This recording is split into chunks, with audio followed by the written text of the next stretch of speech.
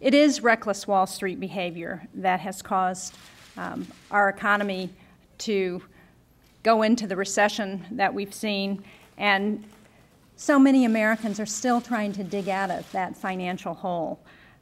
We saw that Americans from every walk of life have lost their jobs, their homes, their savings, their college retirement funds. In all of this discussion about bank fees and derivatives and credit default swaps, we cannot lose sight of who really got hurt from this crisis.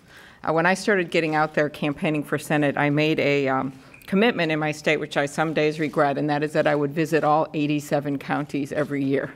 But when you do that and you get out there and you sit at the tables of diners with these people, you know exactly what's going on. A dad who told me that he put his kids to bed every night, 3 kids, and then he'd sit at the kitchen table with his wife and put his head in the hands and say, how are we going to do it? How are we going to make it? As they're kissing them goodnight and telling them everything's going to be fine. That's what's happening across this country, from New Hampshire to Nevada to Minnesota. $146 billion. That's what Wall Street's largest firms handed out in record bonuses. Meanwhile, from the U.S. per capita income declined 2.6%. I like to say that Wall Street got a cold and Main Street got pneumonia. People understand that we've got to do something about this, and we've learned a lot in the wake of this financial disaster. We've learned that Wall Street reform is critical to do, and that unfortunately, too many people on Wall Street, as we saw so vividly last week, don't seem to understand that.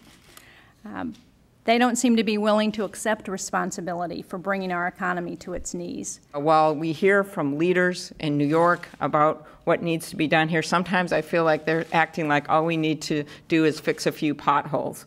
Well, we know we need to do a lot more than that. We need some strong traffic cops, and we need some stop signs at the intersections.